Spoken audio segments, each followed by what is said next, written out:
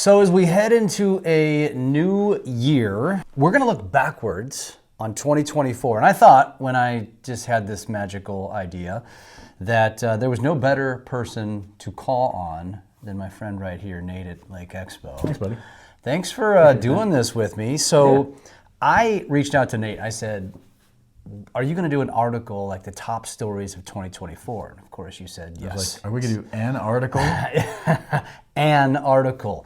And so he delivered into my inbox 3 top 10 lists from 2024. Mm-hmm. So if you're watching this video, you are going to be watching the very first of 3 videos. And they are going to go like this. In this video, we're going to talk about the top 10 boating stories from 2024.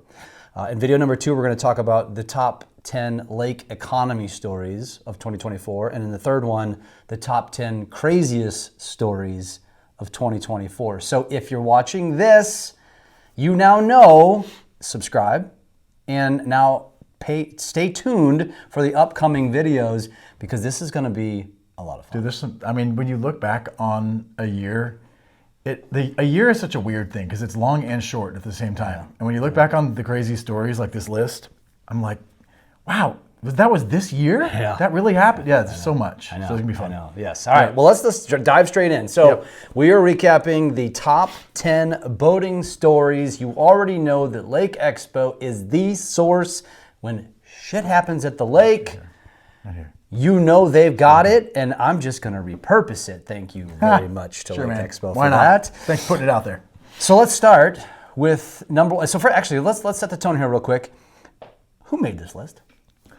So props to Tegan Pasley, my associate editor, for putting this together. And listen, sign that you have a good team member, because I was like, hey, end of the year, we always do these top 10 lists. Like, here's the topics, like we're gonna have to do those. And then all of a sudden, she's like sending them to me.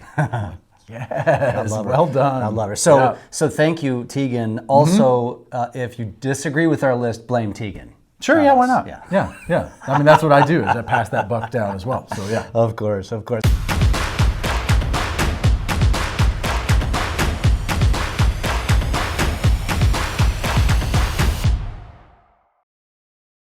right, number 1, top boating story of the year. Okay, yeah. I don't know if this is the number 1 in traffic, but it could be number 1. The mysterious powerboat on the shoreline. This one did send people kind of into a I don't know. People were like worked up about this. Think about it. When I saw it, I immediately thought like nightmares of the boat that crashed into the house. Yeah. That's not this. No, that's that was not this. That's a different $1 million powerboat crashing into the shoreline. Yes. I don't know this. I mean, if this is going to become an annual thing, I mean, it's always not good when people get hurt, but I'll write a story about it every time it happens. And this year it was a Wright Performance catamaran with twin 400 outboards, just twin. That's just a little baby.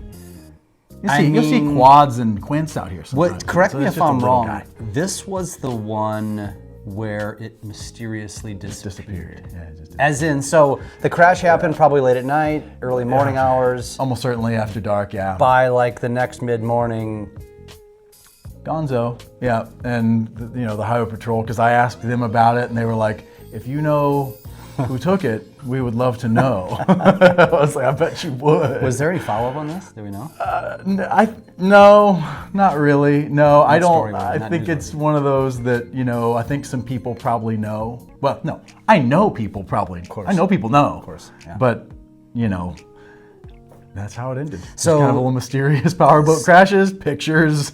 So if you're going to crash into a shoreline at the Lake of the Ozarks, it is wise that before you do so, you know people, so you know how to properly take action immediately. Have a friend with a barge or something that can pull the boat. Just don't crash on the shoreline. How about a crane? I mean, how do they get this thing? I don't know. I mean, presumably he didn't bust the hull up, and they probably. I mean, this is seriously a guess. I do not know. Yeah. But they pulled it off the shoreline, I guess, and towed it away.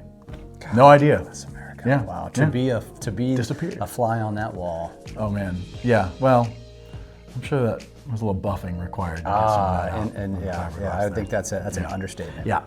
Okay, number 2, it happens at a lake, mini lakes all over the country, all over the world probably, and that is a boat in this case a pontoon, falling off a trailer? This is one of those ones where you're just glad it wasn't you, because it really could be anybody, you know, like anybody could do this. You know how it is. You get in a hurry and you're doing the things, and you shouldn't be in a hurry, and you should always double check and everything, but you don't, because you're trying to get to the lake or whatever, and everybody, and so anyways, somebody sent us this picture, or it was on, I don't know, it was on, yeah, somebody sent it to us, and I was like, oh gosh, that's gonna be a great story. There's not a whole lot to it, like, the pontoon, there's just a photo of a pontoon sitting next to a gas station on the side of the road. And obviously what happened here is that they didn't strap it, like, you know, to the trailer. Yeah. And it just slid right off when they took a corner, you know, accelerated or who knows what. So yeah, it disappeared not long after. I called the gas station, and also they were like, oh no, it's already gone. Like, it was gone. Yeah, things disappear around here. Boats disappear. I mean, that's this like a whole nother thing. I was gonna say, this is taking us to the Netflix show. Yeah. So where was this? Where did this happen? This was over on the west side, Ballantyne's, between Camdenton and Greenview. That's right. Yeah. Okay. Yeah. And it was there for an hour or two, and then, you know, at some point the person pulling it was like, wasn't there a boat back there? Oh, and then they got it, I guess. I don't know. Amazing. Anyways, yeah, don't do that. But it's okay to laugh when it's not you. I mean, I you know what? There's probably somebody cursing us right now. Yeah, probably. So we sympathize with you. Yeah, you know. We're not laughing at you. We're laughing. We hope we're laughing with you. Yes, correct. I hope so. I hope so. Yeah. All right. This next one is a wild story. Is fun. Number 3. What is it? So, abandoned vintage Chris Craft boat sinks at the lake at a dock, and then gets like floated and towed away and salvaged. I actually don't know what became with this one. This is a crazy story because, I mean, boat sinking is always a great story. That's less the story. Yeah, it's not so much that like a boat sank as much as a really cool boat, like a really vintage Chris Craft boat. And also the whole like story behind the story here is that this guy had been living on this boat for a while. A homeless person. I mean, kind of, you know, I mean, living that rambling man life, I think. And he was going dock to dock. My understanding is would like tie up on one of these, you know, like a restaurant dock or somewhere around here, like until they ran him off. Yeah. For or he would long that took. probably scout out homeowners that were never there. I honestly don't know. Like, he didn't own this dock that it was at, so I don't actually know how it got to be there. There was some back and forth on the socials after this came out about, well, he had sold it. No, he hadn't. You know, a lot of that stuff. But yeah, so he abandoned it, is what we understand, and then like at some point it sank. And when they floated it, they were like, oh, well, here's the hole in the bottom, and it was plugged with a toilet bowl wax ring and a rag. And then, you know, I think the comment section was like, that's actually a pretty good way to plug a hole if you need to, you know, in a pinch or whatever. So, that was a crazy story. So, yeah, it got salvaged and kind of pulled away. And I think the guy that took it was like, I'll take he did it pro bono. It was just like to get it out of the lake. You know like what? EPA was there and DNR was there. It was like a whole thing. But if you don't know boats, Chris Craft is like a really nice boat name. I mean, this a good one brand. was not very nice. No, but I think that's why he did it pro bono, because he's like, I'll. Yeah, he was like, I'm either going to salvage this, I mean, you know, like fix it up and sell it, or pull the, you know, engine off of it and whatever else, and you know, scrap it. I don't know. I don't know what happened to it. But yeah, it was a weird story. That was crazy. And I got a text like, you want to come video me floating a Chris Craft that sank? I was like, yeah, just where and when, I'm there for that. So that was fun.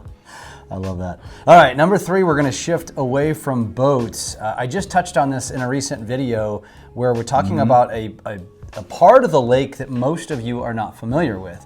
A, it's on the Niagara Arm. B, it's so far down the Niagara Arm, you've probably never been there. Myself included, and I'm on the Niagara Arm, which is the Tunnel Dam. What's happening there, and well, just tell us about it. It's crazy. I don't think I really knew that this even existed before we started looking into this, or if I did, I knew nothing about it. So yeah, like that there's a thing called Lake Niagara, which is created by a dam, and that actually flows into Lake of the Ozarks. And it's one of these weird dams. You think about Bagnell Dam, and it's like a wall, and it holds water, and they like lift gates up, and the water comes out. But this is not that way. This is a dam.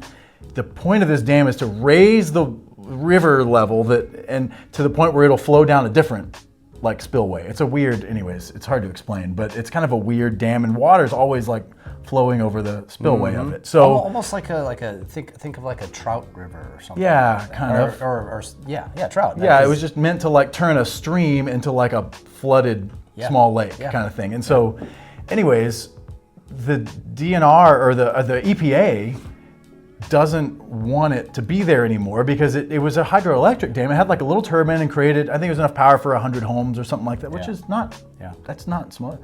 A lot of solar panels if you like solar. Today's day and age, it wasn't enough. Yeah, it wasn't enough. And so the power company that had it was like, we don't really care about this anymore. And so EPA was like, okay, well then it needs to be torn down. And that stirred some people up. It kind of stirred me up, honestly. Yes, it did. That was I had some personal animus. The ensuing flooding that could take place. Well, and the fact that it's built on this whole crazy idea that like it should be sort of restored to the river that it once was, when it's like, okay, but listen, you're gonna ruin habitat that's built around it now. It's been a lake forever, and it's this crazy like kind of, it has to go back to its original state. It's like the ship has sailed, people have built houses on this lake, so there's all these houses that would actually not be lakefront houses anymore if they drained it. They would be like, there would be like a barren wasteland below them, and then this stream way down below. And it was to what end? Yeah. Like, well, and then anybody downstream might get flooded. So it's reverse. Yeah, I mean, it has all these downstream effects. It was crazy, and people got stirred up about that. Yeah, they had to do a whole. It was a big. It was almost like they had to do a petition or something, right? I mean, yeah, there was, and we heard from, I think, the utility company after we ran the piece, and it seems to me like this one rose high enough on the like interest level that I was just the other day, one of the county commissioners mentioned it again and was like, that is not happening. Really? So I think it got enough people sort of stirred up that they stopped it, which I think is good, yeah. And so the tunnel dam was on my list of the top 6 places you may not have known about that you need to check out. And it is so cool. The other piece of it is there's this underground waterfall. I haven't seen it. I've not been there. I don't know what they're even talking about when they say that, but I guess it's pretty awesome. I haven't seen it either. I don't know if you can see it, but I know you can go to the dam, and it's really... Well, they say it's kind of hard to get to. Oh, yeah, you feel like you're trespassing. Really? I mean, you might be, but you're not to get there. But like, you can. But you can get there, but you're like, is this gravel road like take me anywhere? And you just follow the maps, and you're like back in there, and all of a sudden it's this dam. It's super cool. I went back there with my son. It was like, we had a good time. Well, you can go by car, which is that route, or you can go by boat. Right. You just head up the big Niagara River, basically. Yeah, by the big Niagara River, or again, I guess you could put in on Lake Niagara. Yeah, it's kind of a shallow lake, I hear so the fishing's pretty good up I in that area. I think it's about the fishing there. Yeah, but it's not like Lake of the Ozarks. There's not like powerboating and stuff on there. Correct. It's just like a little peaceful lake. Yeah. So yeah. Good. Hope we helped save Tunnel Dam. I'm gonna go and say yes, you did. Well, that would be cool. So let's go from a feel-good story to a very questionable, and it depends which side of the fence you're on, if this is a feel-good story. To me, it's not. Okay. What is it? Are we talking about Shootout moving locations? Oh man, all right, we're gonna go there. Okay, so this is definitely a depends on who you ask story. Yeah.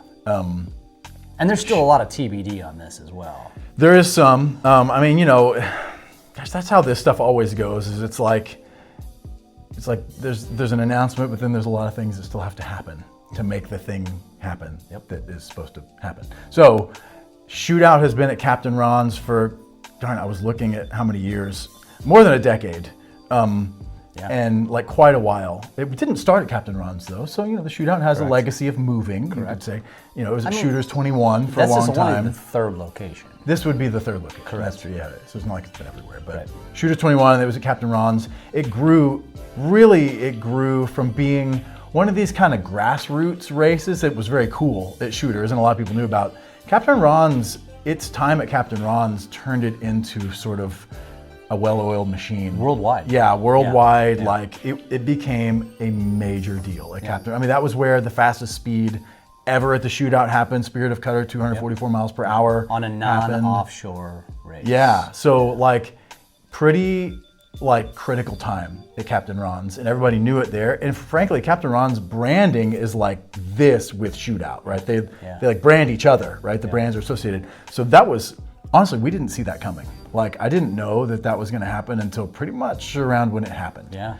So the Shootout is going to move from Captain Ron's, which is around the 33, 34 mile marker, down to the Grand Glaze Bridge. I can never say that fast, which is the 20, whatever it is. What's the 20 something? 19-ish, 20-ish, yeah. So right there at the Grand Glaze Bridge, and then kind of going up the Glaze Arm kind a of mile into or the state two. park-ish. Yeah, right, right. And then the idea is the host locations will be Dog Days and the new Oasis project, right? So a lot of people excited about this. For obvious reasons. Yeah. For anyone who's up that part of the lake. Yep. And I'll say a couple pros on this. We don't want to go down this rabbit hole too far, but I do think that it's a good location for a race because it's off the main channel. Yep. And so the one challenge that you had every year was that everybody, when the Shootout was done, almost everybody went downstream from there, and it was this mass of boats. And so they created the extended no wake zone, because what used to happen was tons and tons of boats would go and like get up on plane and chaos and docks rocking and all this stuff. I mean, it happened. And so this is a spot that's off the main channel and is a little more central. So you'll have people coming out, getting back in the main channel, and going both ways. I actually think that'll help boat traffic on this. So I think it makes sense from that perspective. And Dog Days is great, popular place. So I think it will work as a host location, you know. And again, the Oasis, all the synergy of all that stuff there. I mean, I can definitely see it. Yep. But there's a lot. Not everybody was thrilled about it. I'll just put it that way. It was a big deal for Captain Ron's, for that business, and for a lot of the West Side businesses that directly benefited. Don't get a lot of love. Yeah, right. For events.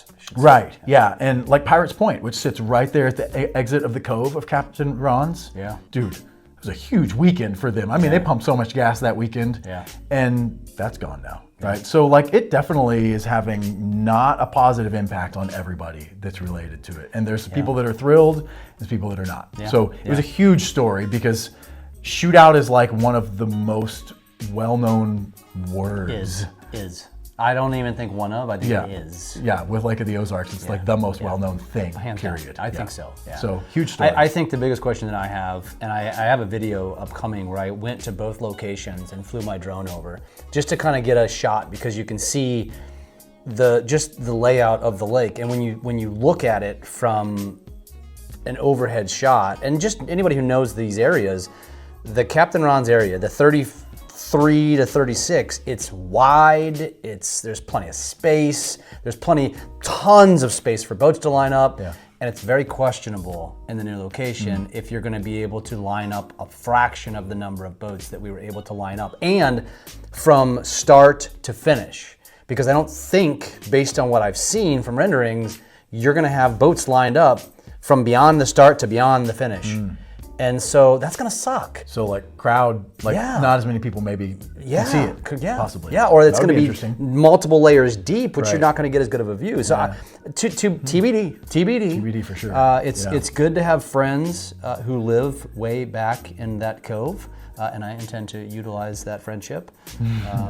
But yeah, I mean, I don't know. Coming from somebody who comes from that side of the lake, I'm disappointed.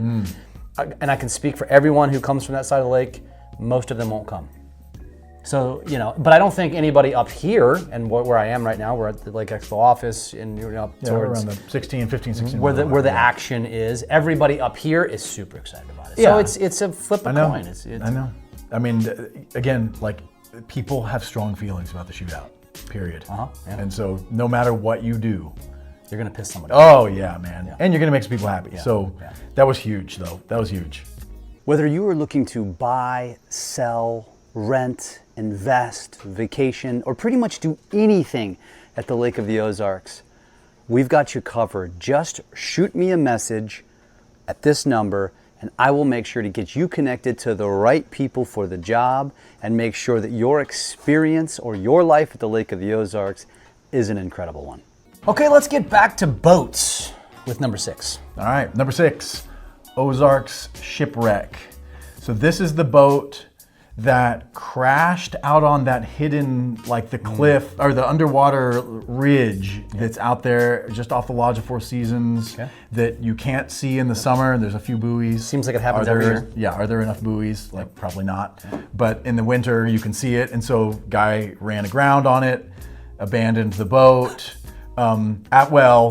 After trying to tow the boat, had somebody tow the boat, it like rolled, abandoned it, and then like a towing company came out and just towed it onto shore and like just put it up on the shore and secured it. And we're like, well, this is not our problem, but at least it's not floating down the lake now. Yep. So that happened, and then it was a year, almost to the day, that finally, actually it's the same guys that floated the Chris Craft boat. They came out and like a pro bono again, just kind of like did it to I don't know. So it's like, get the hey, if the publicity boat's out. going to sit here this long, we're just going to go claim it.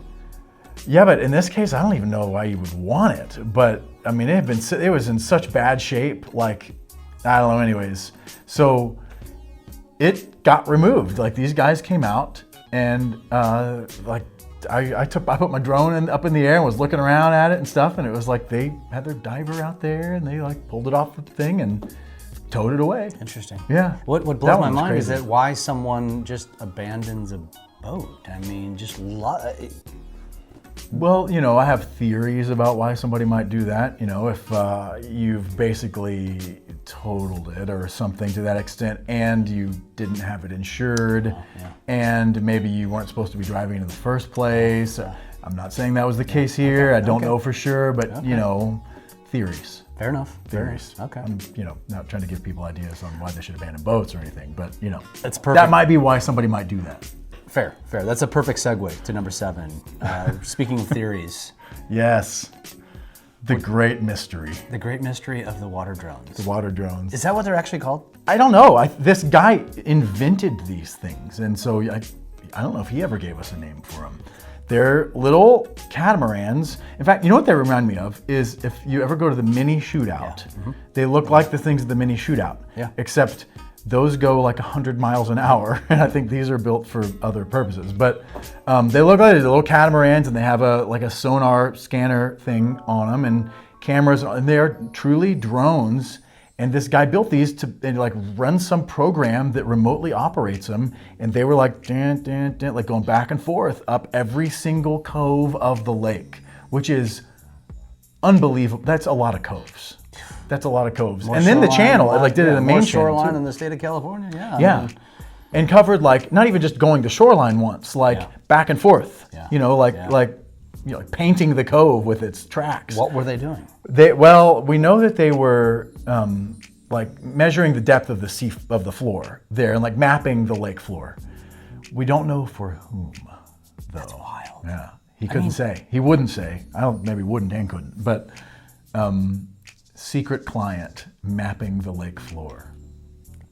Okay, let's conspiracy theorize that one. You want to? Yeah, I do. Okay. I want to hear what you Well, have to I want say. to hear yours first. I don't have one. I mean, there was the jokes about DoorDash and Chinese spies, and It's the aliens. it's the aliens, right? I mean, there's obviously phishing theories, but I don't think somebody's going to go to that great, I don't know. I mean, everything's to got a those price lengths. tag. I mean, maybe Garmin, like for their fish find. I don't know if Fish Finder is a Garmin brand. I'm Oh, gonna reveal that my makes ignorance here. sense. Yeah, no, I know what you mean, though. Yeah, the Fish Yeah, Finder. of course. Yeah, because that's big money. Yeah, and you want like those things. They want to know Yeah. what's their. I don't True. know though. I mean, but they use their own kind of. But maybe that They was use them. their own thing. But why on would that there. be secretive? I don't know. I don't know. That was probably government. It was probably like, some deep dark. Maybe they're like building secret tunnels under the lake. MK Ultra.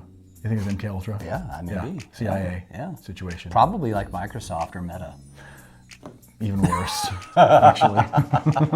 Amazon. Yeah. Gosh, now we're getting really. Elon? I mean, Elon's doing something? Sure, why not, man? Listen, if he comes out here and wants to check on the progress, we'll hang out. I mean, maybe Jason Bateman. Could be Jason Bateman. I don't know. Yeah, for the next, I don't know. This next one will bring a tear to every boat owner's eye. Number 9? Number 8. Number 8. Oh, wait, I skipped number 8. Yes. Yeah, it's a boat fire. Yeah. That sucks. It's a boat fire. It sucks every time. This really does suck every time it happens. I mean, you don't really want that for anybody. Yeah. A few people I think have wanted it, probably.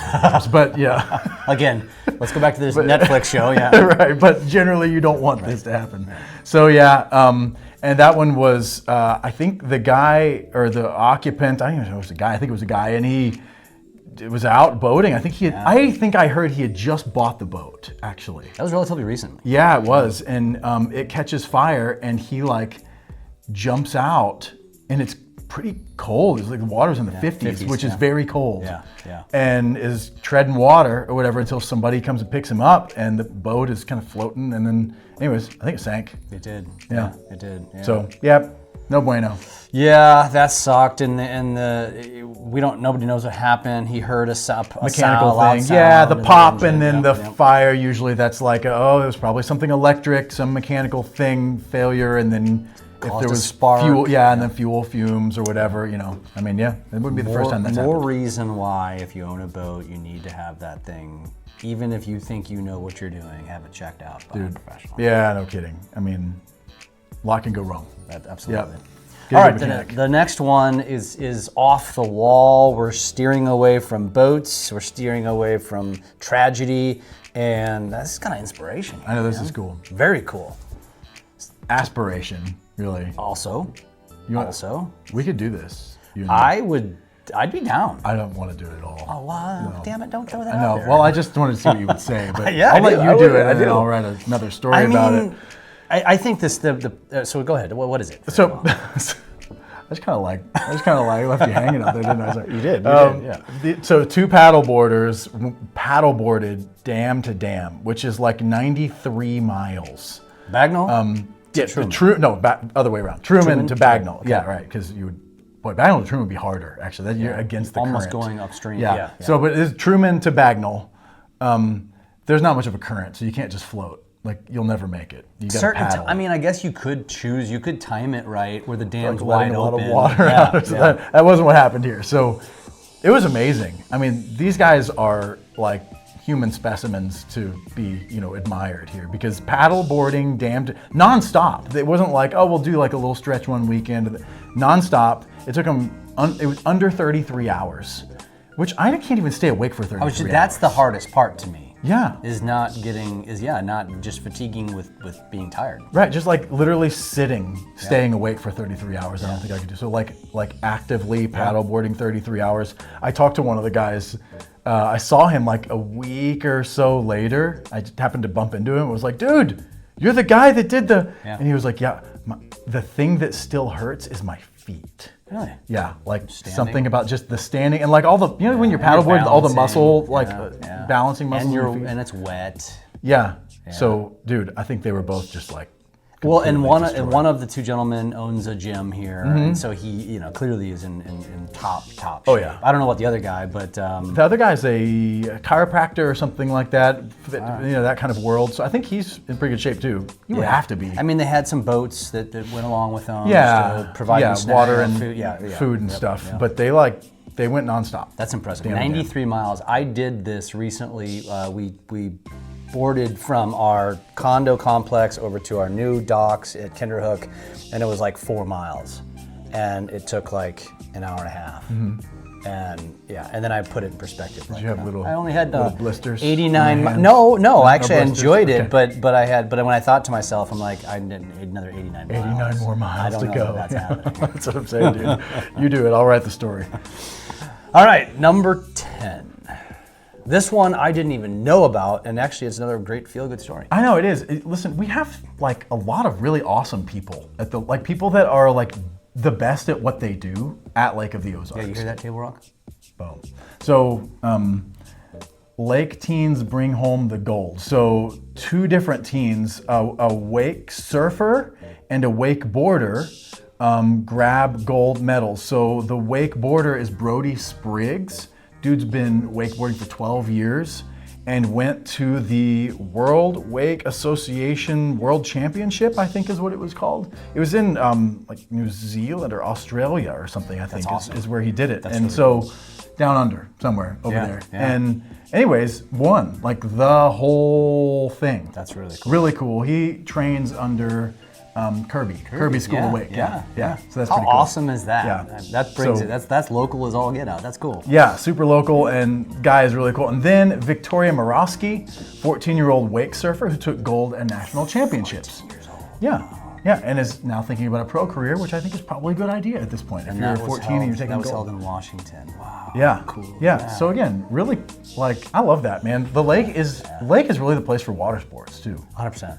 Yeah. Everybody says you can't do that kind of stuff here. That's so far from the truth. It's so far from the truth. Like, and again, like literally the best teens in the world at this are doing it here. So it's almost like this is becoming the place to where you gain this not only skill but potential notoriety and go off to the Olympics of these water sports. The breeding grounds for gold medals right here at Lake of the Ozarks. That's where it happens. All right. Yeah. All right. Okay, so that was your top 10. We decided we're going to throw, we didn't actually, this was not our list. We're just going off of the list. But she added an honorable mention. And this one, of course, takes us back to some conspiracies. So what was it? I love these stories. There's something about like the sort of digging into the past and finding these these webs of like could it have been? Yeah. So this guy at the lake, I think he reached out to us to buy a photo of his boat, and we were like, oh yeah, man, cool boat. And he was like, yeah, I think it might have been John Gotti's boat. And we're like, wait, like your cousin, the mob boss? like the mob boss John Gotti? He's like, yeah, I have a lot of documentation to prove it. And we're like, okay. So we start looking into it, and he gives us everything he has. And I mean, it's not 100%, but it's pretty close to 100% that Really? I think this probably was John Gotti's boat. Really? Yeah, which is crazy. I mean, like, one of the most legendary gangsters of the 20th century. Absolutely. It would be even cooler if it was like, it turns out Gotti's, which I know went to prison, but if like his body was buried underneath the lake or something. Yeah. Well, maybe we should just start that conspiracy. We could start it. Or probably somebody that he actually had, sent to. That too. Now, he did say that it looked like there were a couple of bullet holes in the windshield. No shit. Yeah. Stop it. Dude. I know, like, all right, I love this story. I don't even know, I don't care. It's great. It's John Gotti's boat. That's a great way. That's a great way to end this. And so, as we wrap up 2024 top boating stories, number one, what was your favorite? Maybe from an entertaining standpoint, or just caught your attention the most. I'd love to hear it in the comments. And we just went through that list, and I think to myself, there's no way 2025 can be as cool as 2024. I think that every year. Yeah, and here we go. It'll happen. I'm already looking forward to this time next year when we get to talk about the stories. And one of the stories I can already tell you was, what was the success of the shootout? Dude, absolutely. That's going to be fun. This is going to be fun. And this was just video number 1 of the top 10 stories from 2024. So check back. If it's not already up, the next one is going to be the top 10 lake economy stories, which if you are a Lake of the Ozarker, this one matters to all of us. So go check it out. Nate, thanks for doing this. Man. And appreciate it. I'm looking forward to this next one. Me too. Thank you for watching another episode on the Lake of the Ozarks Lifestyle Channel. And remember, if you are looking to buy, sell, rent, invest, vacation, pretty much do anything at the Lake of the Ozarks, we've got you covered. Shoot me a message, and I will make sure to get you connected to the right people to make sure that your experience at the Lake of the Ozarks is an incredible one. Thank you for your loyalty to our channel. Don't keep us a secret. Make sure you share this with other people that would be interested. And if you haven't already, hit that subscribe button. See you on the next one.